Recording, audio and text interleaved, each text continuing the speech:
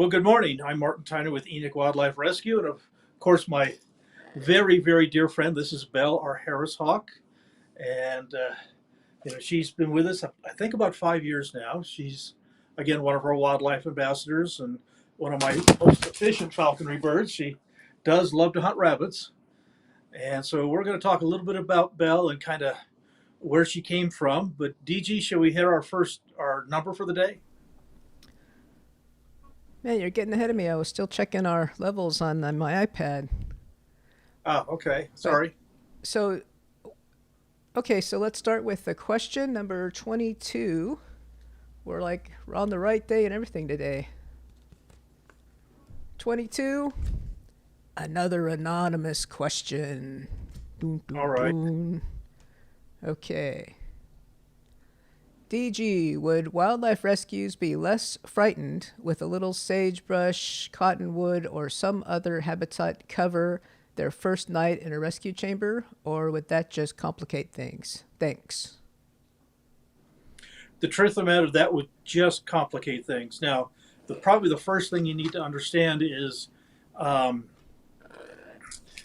the animals that come to us are in absolute critical condition. So when we first go out to rescue him, the vast majority of times they don't go outside. They're kept indoors in a small transport box, warmed where they can be under observation, and we can, give them the fluids they need and whatever medications and those kinds of things. So, they're in a transport box that's about you know 2.5 feet by a foot and a half, kind of a size box. So that wouldn't, we just couldn't put anything in there. There's not enough room. But the first day that they go out into a chamber, um, the we have to worry about them getting caught on anything because they're weak and they're strong enough to go out in the chamber and be able to fly back and forth. And so the chamber has to be very, very clean of obstacles. And so, we put up perches in specific areas so the bird can fly back and forth. But we don't want to obstruct anything because I'd hate to have a weak bird try to fly across the chamber and get caught in a cottonwood branch, and that would make the recovery far more difficult. So yeah, we have to keep everything really, really clean and obstruction free. So we got a comment from Joanne. Good afternoon, Martin and room. Happy Christmas from me and my black caped conure. Oh, cool! A black Cape Conure. I've Conure? I've only Okay. I've only seen pictures of it. I've never actually seen one in person. So And that's pretty neat. she adds she's from the UK. Yes, yes, and good afternoon. It's good morning here, and love to have you with us. And we've got our sweet friend. Um, of all of the hawks in the world, um, the Harris hawk is in my opinion the sweetest, the most sociable, and the most intelligent. And so they're just a true joy to work with. And I've had these guys for about 50 years. Of course, Belle we've had for about, what, 4 or 5. You want to bring up the first Belle video? Yes, but remember we got a little bit of happy geek news. Oh, yes.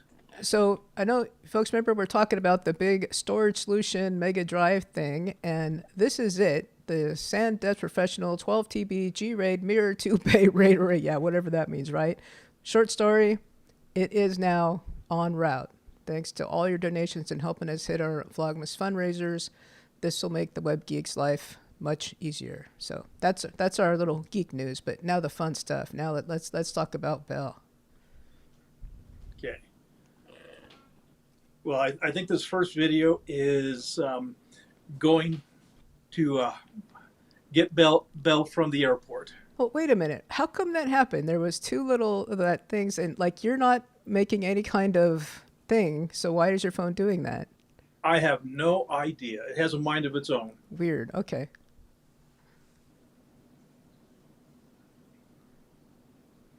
Oh, here we go. M127 says, good morning, DG, Martin, and Belle. Well, good morning. So you ready to roll the first Belle video, or did you want to Yeah, intro it? let's go ahead and roll it, and then we can talk about it after. Young Harris Hawks, the breeding project in Louisiana. Nice. I think it this time you want to pick it up. Really like being forgotten about. So we just try, we try to keep the information. Can you see her? Yeah, I just barely see her. Thank you. Okay, I just need to check the huh? You want a phone line or anything? Or? All right, I'll let her know. She's just sitting there quiet. Nice, you zip tied the doors shut so that nobody can peek. That's the only safe way. Right. I was raised to say sir. Absolutely. That's what I thought. Me too. Thank you so much, guys. Yeah, no problem. I was saying yes or no.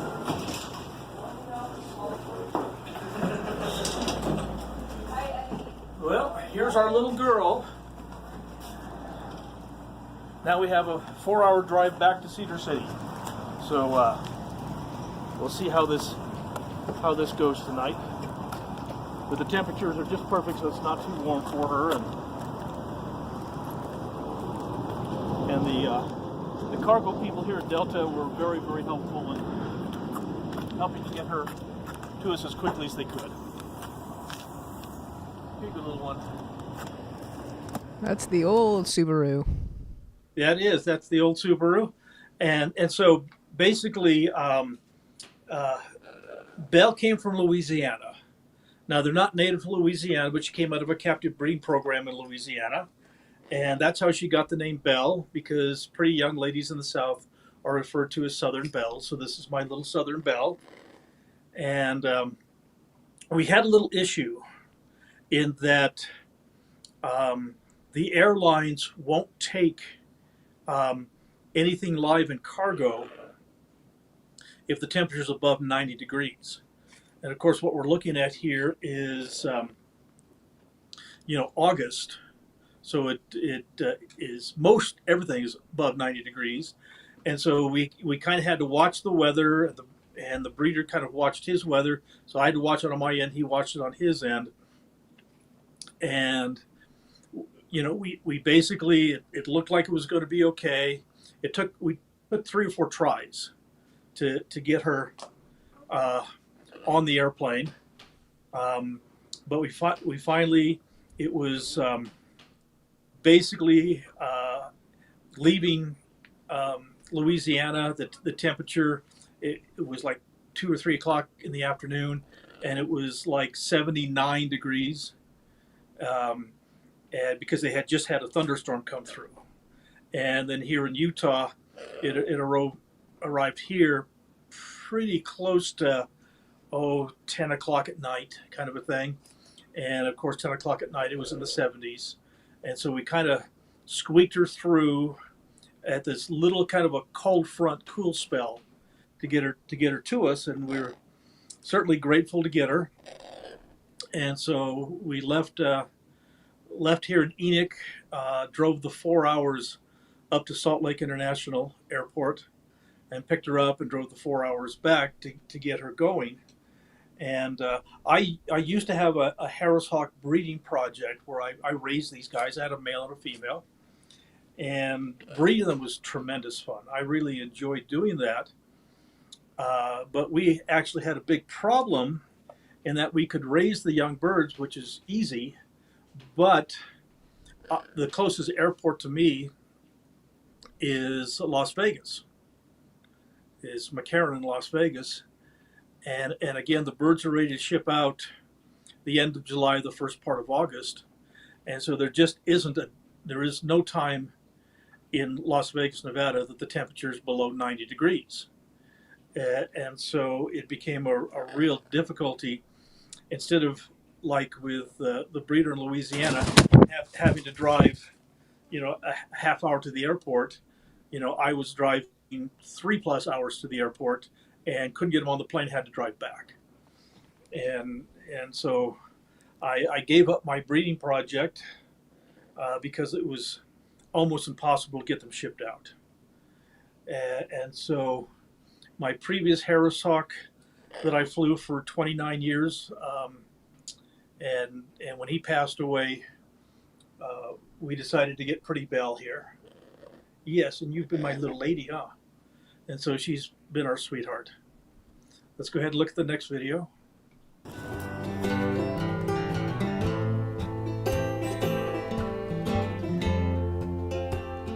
There we are. Okay. There's my pretty girl. Oh, there's my pretty girl. Hi. Hey, pretty girl. Now, this is the very first time we've met. That was so scary. Wow, look at this long tail. Yeah, pretty long tail. Now let's see what hood fits you. Let's see if this one will fit. Be nice if it does. There's my girl. The hood helps to keep her calm. He says we're pretty scary creatures to her. Oh, that fits pretty well. Big feet. Yes, Big thick feet. Thick toes. yes. Let's give her a good look over right here and see what we're dealing with. Her feet looking nice. So, no big problems in the transportation. There. Hi, hi, sweetie. Okay. These look pretty good. Yes, they do. Very good. Okay, there's my pretty girl. So you just put her down there and go ahead and get those feet, if you could. Got her? Mm-hmm. Okay. Now I need feet individually and see where we're at here. See which of these. Looks like the bigger one. Okay. Well, this is, now I need to hold her for the very first time. I'll move this table away. Go ahead, let her go. Oh, so good. That's I know. And what we have here, she is a completely wild Harris Hawk out of a captive breeding. Oh, yes, you're so pretty. You are. You are so pretty. And so, this is her first time being handled. And so we're going to see if we can get her to stand on my glove for just a minute. Oh, there's my girl. There's my pretty girl. Oh, yes, you are. I know. We're going to be good friends. We really are. So this is our very first time for her to be on my glove. And she's such a pretty girl. She is. Such a pretty baby. Yes, you are. What a good girl.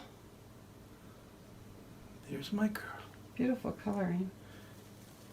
Yeah, this is the juvenile color for a Harris Hawk.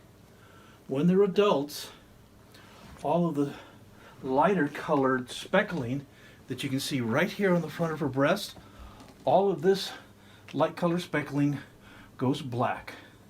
And so the back, the head, and the front of the body goes black, and the shoulders get a much, instead of kind of a light rusty brown, they turn into a red, and she gets very, very pretty.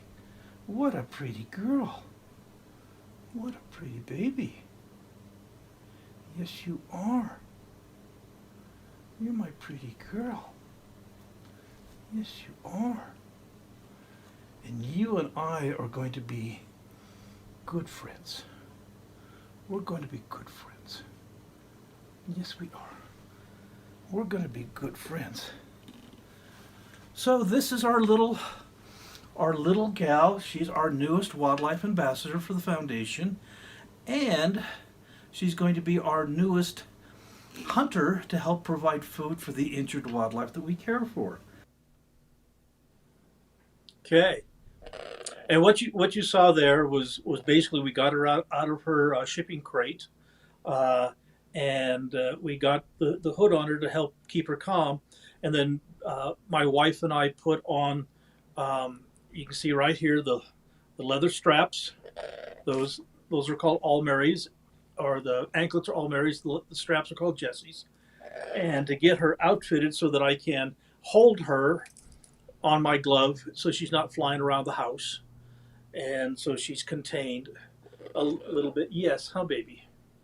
And so she's certainly has changed a lot, has matured a lot. You know that that short video that you just saw is really, really special to me because that is the moment that we met, and so you know it's 100 Christmases rolled up together is the joy that you feel when you've got this brand new creature on your arm, and it's as wild as can be, and it is now the time that I get to do my thing, which is to establish a relationship with a beautiful wild creature. So yeah, that was tremendous fun, and I get that same thrill with every new bird that I get for my falconry or for my wildlife ambassadors. Obviously, the rehab, that's different because we don't do this with the rehabbers. We want them to stay wild. We don't want a friendship. We don't want any kind of a relationship with the rescues. And so to have that opportunity to do that is very rare and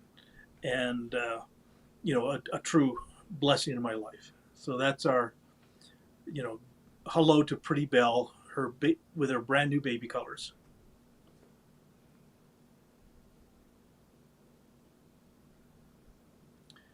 Now we did have some issues in getting her to Utah.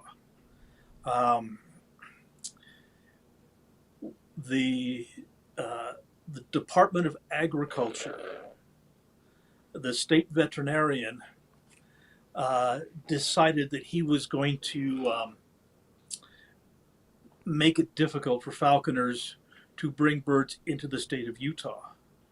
Now, I had a friend of mine get the older sister to Belle, and it was a year before he got Belle's older sister, and so everything was fine. He had all the proper paperwork and everything else, and he was ready to bring it in to get it shipped into the state. And like I said, you have to do it just the right time for weather conditions, and so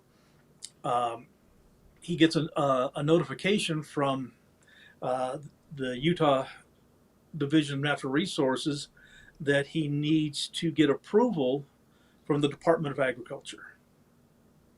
And nobody had ever even heard of this before.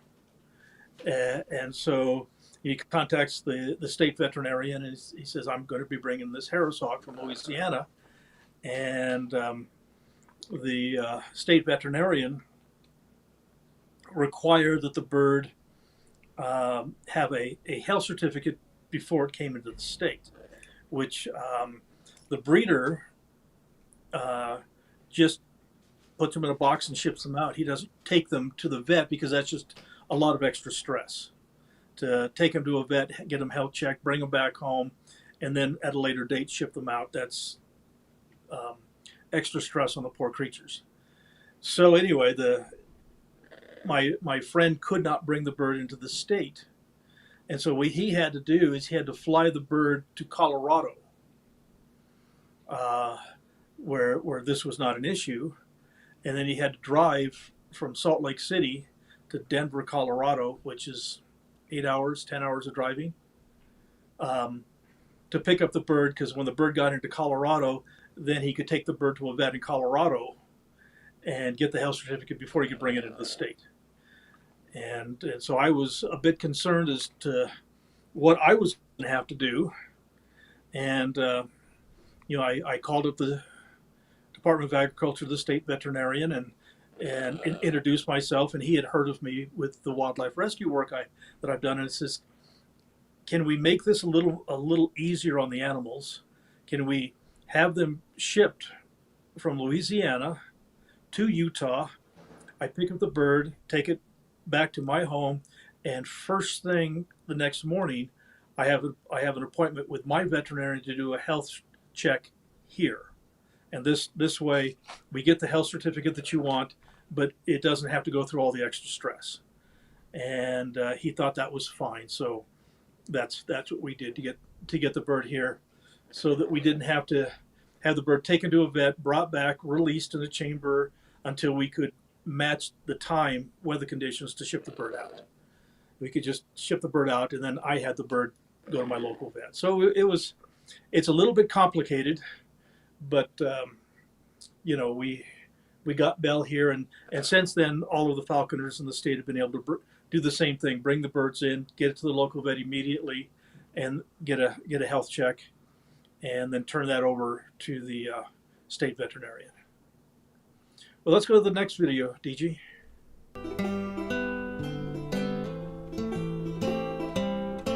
Ready to see her? Yeah, we're ready to see her. So Martin, tell me where this bird came from. Came from Louisiana. Louisiana, and that flew in, you picked it up in Salt Lake. Picked up in Salt Lake International last night. She's, And this is so she's with my completely wild. veterinarian. Hey, sweetie.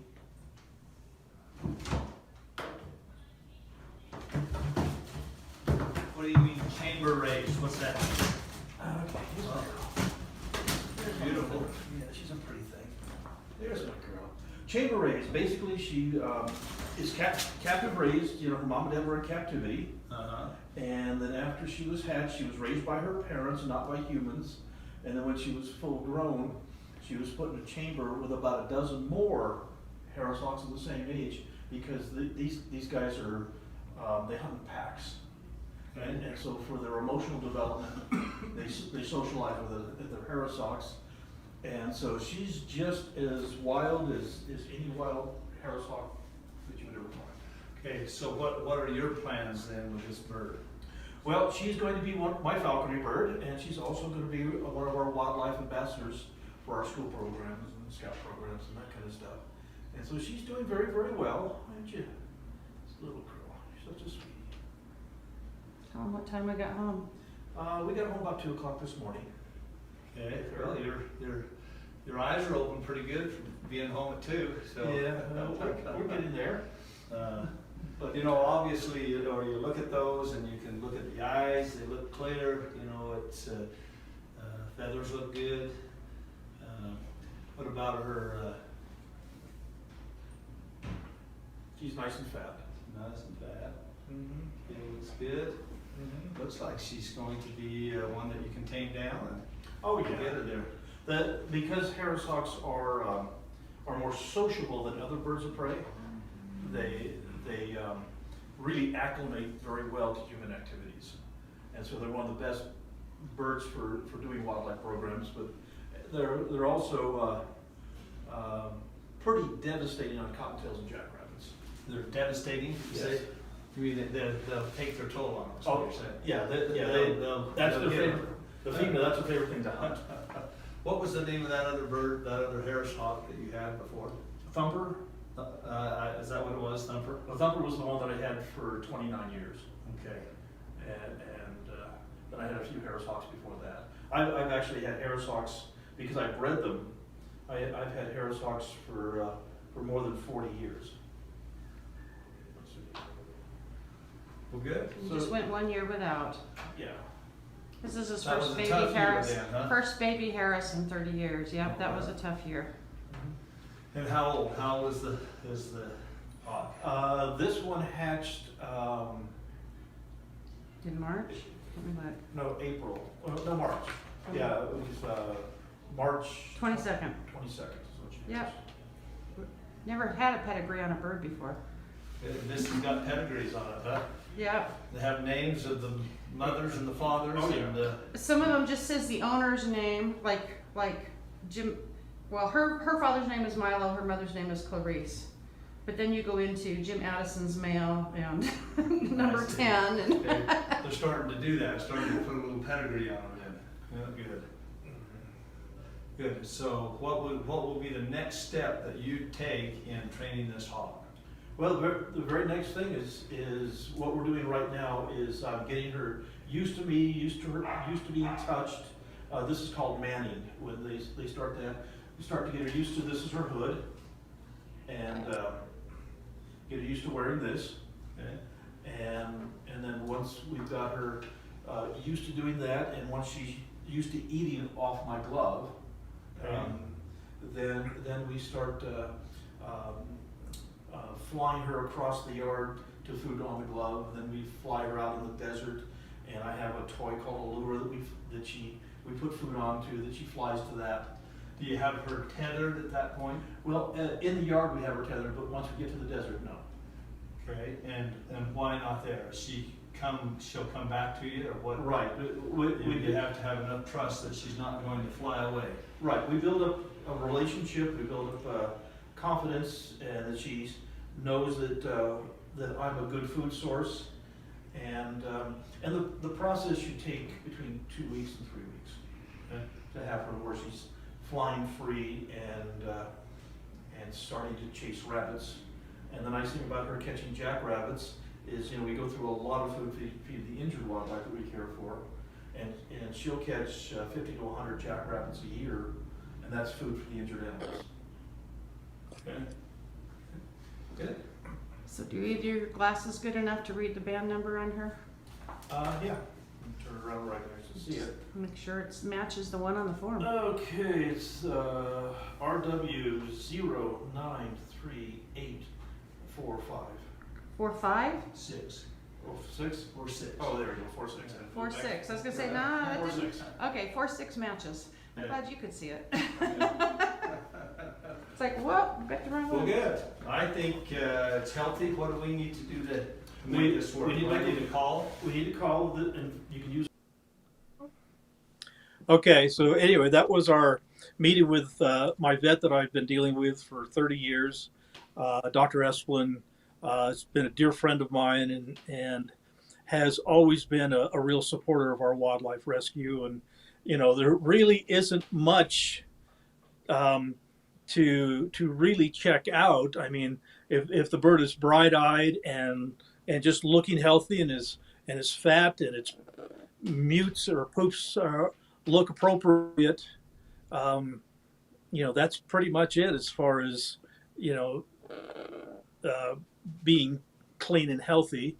If they're sick and they look lethargic and that kind of stuff, then we obviously have issues. But Belle was absolutely perfect, and so I had my vet, Dr. Esplin, get on the phone and call the state veterinarian up in Salt Lake City, and so that they knew that I had brought the bird in and that the bird looked 100%, and then get the approval, and she becomes officially my friend.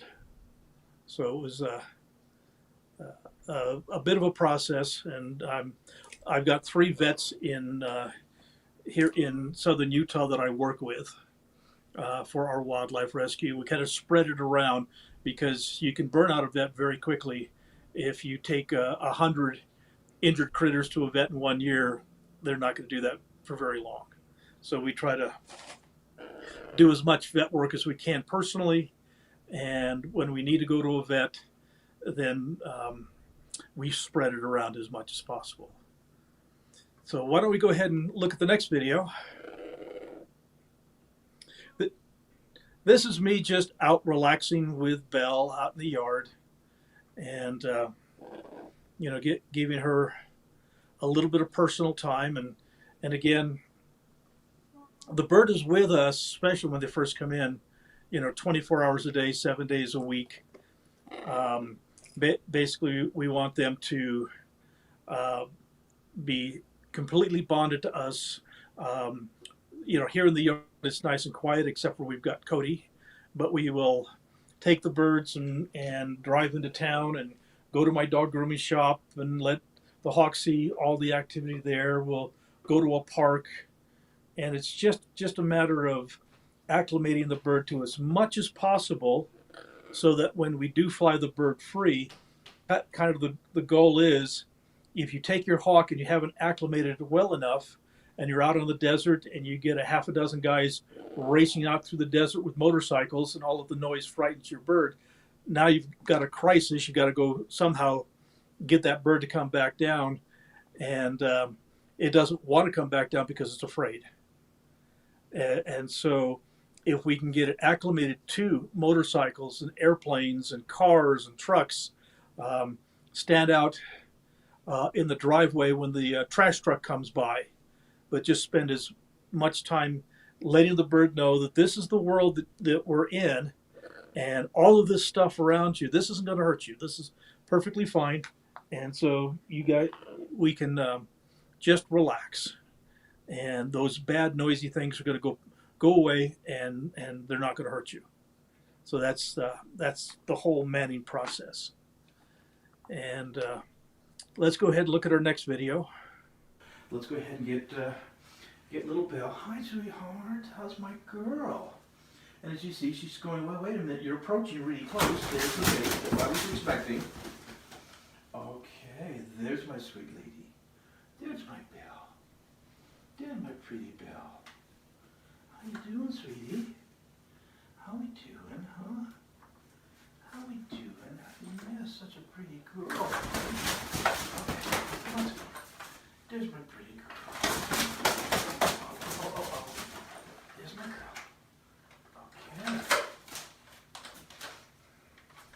Okay. Hi, sweetheart. I know everything's so still brand new to you. Now, again, like always, we want to get her clipped immediately to the glove. Such a good girl. Yes, such a pretty Belle. You are doing so good this morning. That's my lady. Okay, now we go out and we weigh her. That's my baby. Get her on the scale. That's my girl. See how much she weighs. There's my sweet girl. Okay. That's a good girl. And so we're just going to walk a little bit. And I've got her hood. And we can kind of get her used to the idea of the hood. And we're going to touch her. And this is actually one of the best parts of falconry. This is the time that you build the relationship with the animal. And this is the time when you can watch them thinking and watch them use their brains and try to understand the environment and what's going on. And it's really, it's a tremendous educational time. It's really just so much fun to see everything that these guys are doing and thinking and trying to understand, because it's a new world for them. It's a very new world. If you can imagine that 3 days ago, she was in Louisiana, and she was in a large flight chamber with a dozen other sibling Harris hawks, and she was caught up and put in a very small box, put on an airplane, and flown for about 4 or 5 hours to Salt Lake City, with a lot of bumps and a lot of people handling her and a lot of disturbance, and it was very frightening to her, I'm sure. And so we now, my job right now is to convince her that all that scary stuff is done. All the scary stuff is done, and now she's got a new family member. In fact, not only myself, but my beautiful wife Susan, who's shooting the video, and our grandchildren and our friends. She's got a whole new pack to be introduced to, and we're very, very nice people. Yes, we are. We're nice people. Huh, sweetie? And we just try to make sure that this whole process goes along so she feels safe and comfortable. Yeah, it's amazing to see that was my pretty little Belle, and we were out at the Parowan Gap, which is again one of the places that I spend a lot of time. It's a good training area. One of the nice things about the Parowan Gap is we get human activity where people come and park and they go over and look at the Indian petroglyphs, but it's not like downtown in a city park where there's hundreds of people and children and people throwing things around. It's just the right amount of disturbance, the right amount of traffic going by for a brand new hawk to start to get acclimated. So that's a nice place with her. And as you see, she's really turned out to be, yes, you have turned out to be just an amazingly beautiful, well-adjusted Harris hawk. So we're, thrilled with her, and she should be with us for 30 years if all goes well. Well, let's go ahead and hit the next video. That's all the videos. Oh, I thought we were going to. We had That's one. all the baby videos, but we do have those photos, remember? Yes. Let's, because we're going to show the picture of. Wait. Remember, we're going to test people. Yes. Don't give it away. I'm You not. want to introduce and tease, or? Well, basically, this is Belle, and we talked about this a little earlier. Now, the coloration's different between the adults and the juveniles. And so on this picture right here, her very, very first adult feather has just come in. Can you guys spot her adult feather? Dude, you totally gave it away.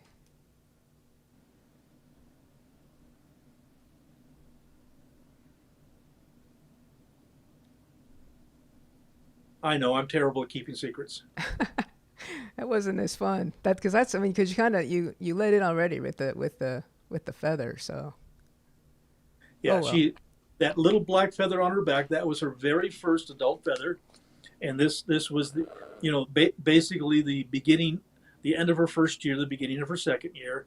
And you see that little tiny feather on her back that's solid black. So we did get some people who totally got it. Laura says the black one in the middle, and also Joanne, the dark one, right there.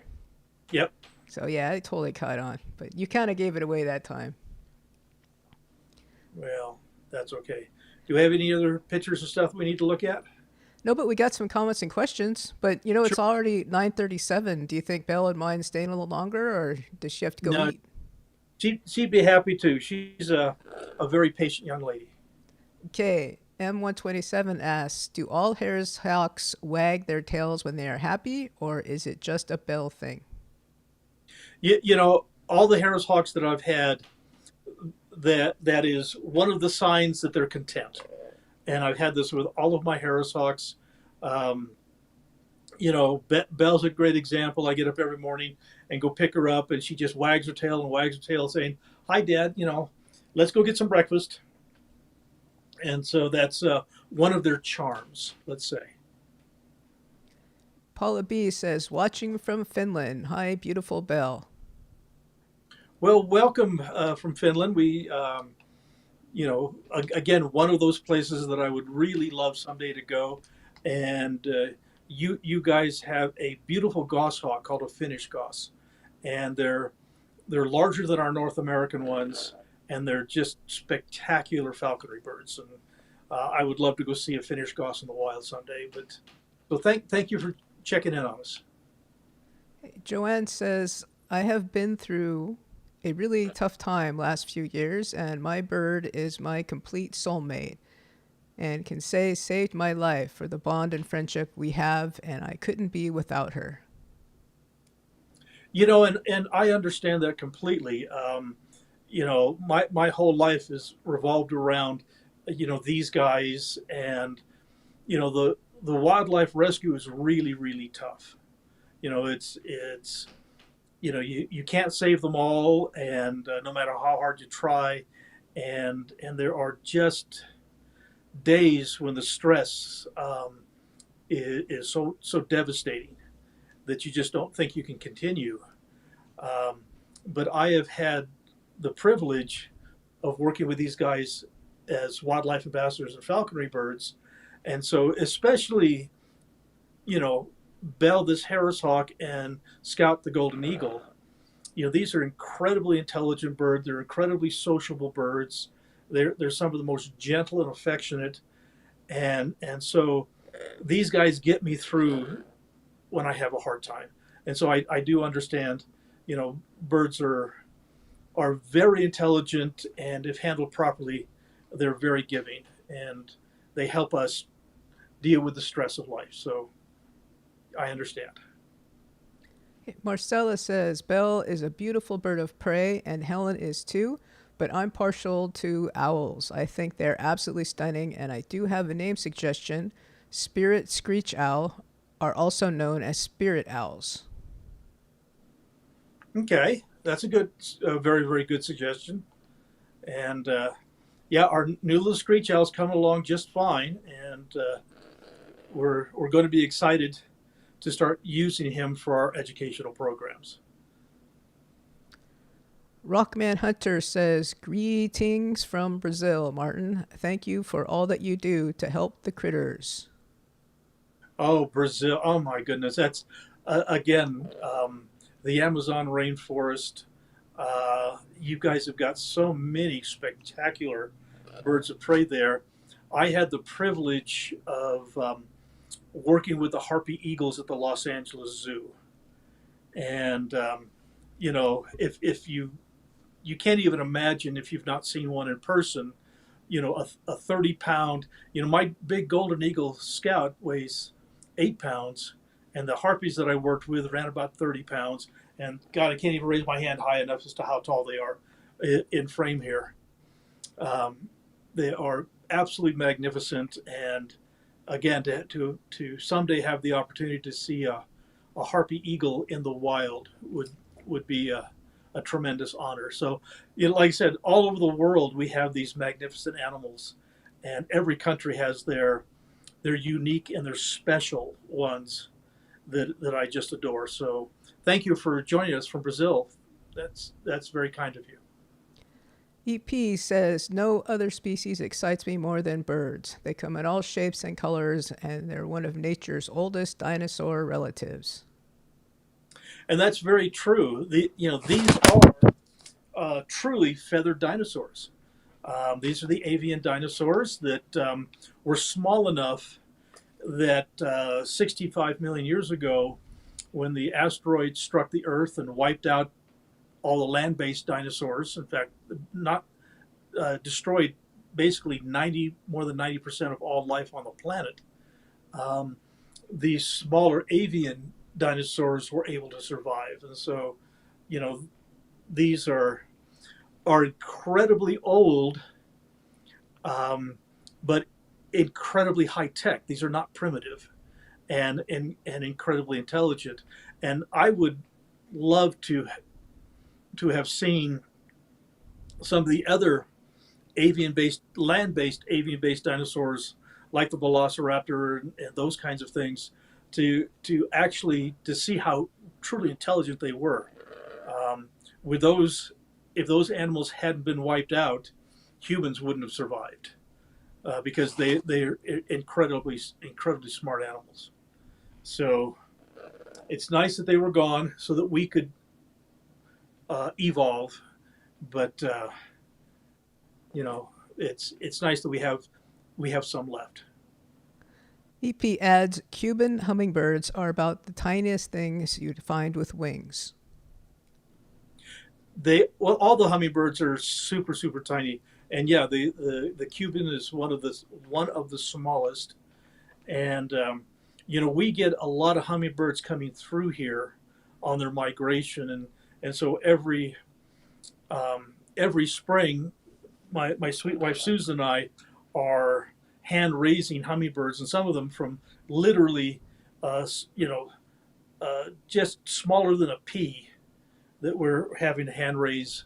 But it's always a joy to release them here in my yard. In fact, Belle has left a feather,